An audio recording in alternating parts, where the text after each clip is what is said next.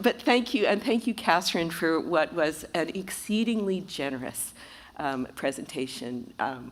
You give me much more credit than I deserve, but I'm very, very grateful for your kind comments. I will say as well that Catherine told you a bunch of stories there, but she missed some of the goofy ones.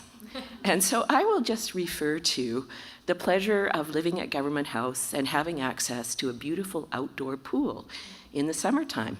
And I very much enjoyed hosting events with university presidents and high-ranking public officials and corporate executives.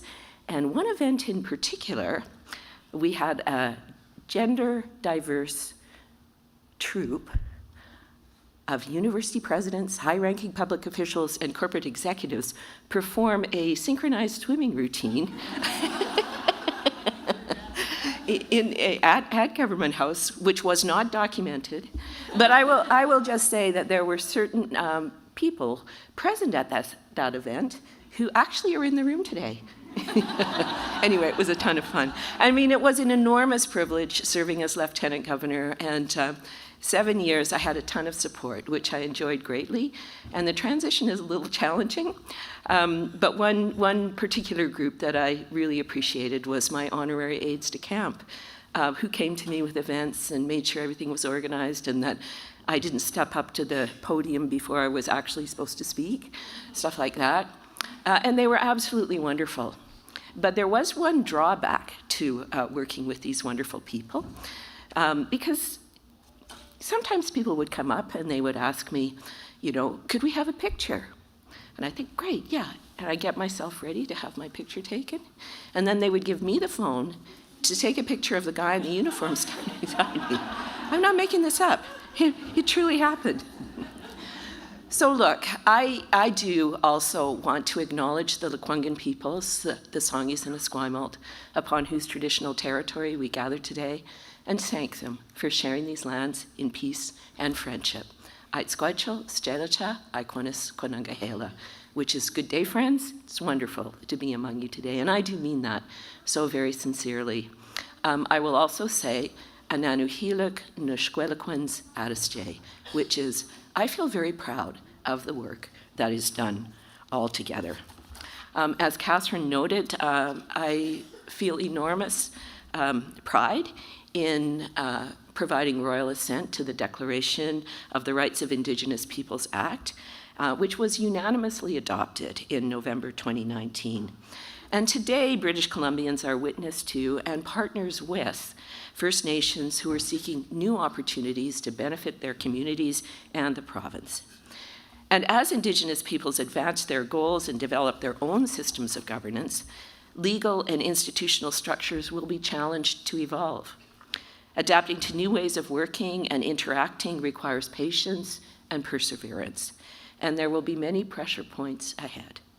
I'm grateful to President Steenkamp and Royal Roads University for wholeheartedly embracing this work, not only as a legal and a moral imperative, but as a strategic investment in a more prosperous, equitable, and sustainable future for all Canadians. HCSM. So honored graduates, friends, you're all to be congratulated on successfully completing a rigorous program of studies through which you'll have gained valuable expertise in your chosen field of study. And I am deeply honored to count myself among you today. Now, although my degree has come by way of life experience rather than through coursework, exams, and long nights of study, I do accept it with gratitude and humility and with a keen awareness of the responsibility it confers. That, of course, is the responsibility to continue learning, to serve others, and to contribute to a more just and sustainable society. Royal Roads has exposed all of us to a learning culture that gives substance to Yeats's reflection that education is not the filling of a pail, but the lighting of a fire. And we are called by the university to carry into the broader world that spark that fires imagination, innovation, and exploration. If there's one thing that I've learned in my many years on this earth, one thing that those years have taught me is that all fields of knowledge are connected, that knowledge should be shared within and across disciplines, and that there's no one perfect right way to do things, and no one person or discipline has all the answers. When I think of the leaders and innovators I most admire, I'm struck by the quality of open-hearted reciprocity that enables them to engage deeply and authentically with others whose views are different. It takes courage and humility to listen with genuine curiosity and to replace the temptation to judge and to convince with a desire to understand. In our best moments, it is that expansive openness to different ideas and perspectives that enables us to moderate our views, to become more generous and less judgmental of others, and to find those places of compromise in the spaces in between our differences. We all know that our world today is fraught with uncertainty and turmoil, and I note in particular, and with great sadness, the enormous pressure that universities are now under, and I acknowledge and thank you, Philip, for speaking up and standing up. That's what we need. We need to hear more of that right now. I admire and I greatly appreciate your efforts in this respect, so thank you. And can we give them a round of applause for that, please?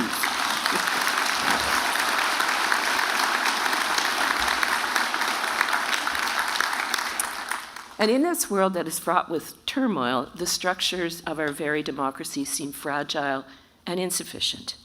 Certainly, there is proof in abundance that even the most seemingly stable of societies can be subject to authoritarian capture.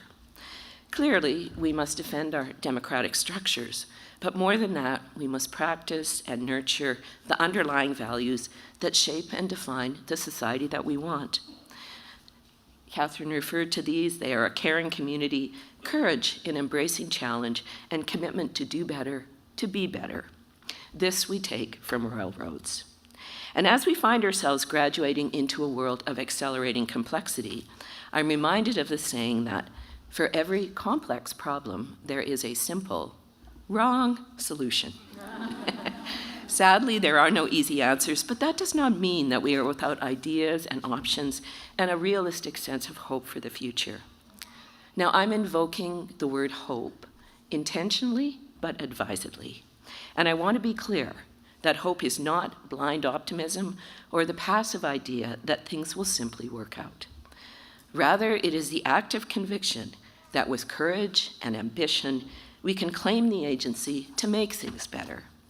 Fellow graduates, I encourage you to seek that ambition within yourselves and to put your ambition to work in service of something bigger than yourselves. I ask you to remember that the future is not something we passively enter, it is something we create. The choices we make now will shape the world for all who come after us, for better or for worse. So let's make it for better.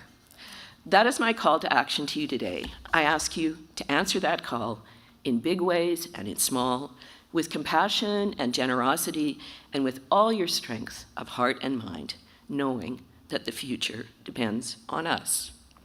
And so I ask you to reflect on Nietzsche's famous invocation to dream no small dreams, for they have no power to stir the soul. Finally, I offer my heartfelt congratulations to all of you, together with a reflection that has always been meaningful to me, and it is this. Far and away, the best that life has to offer is the chance to work hard at work worth doing.